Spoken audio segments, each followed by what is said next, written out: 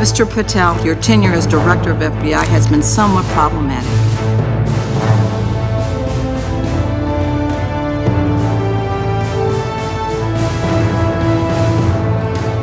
What is it?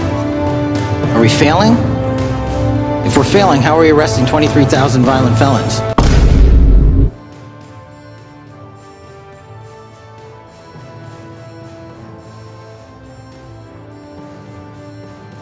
Are we failing?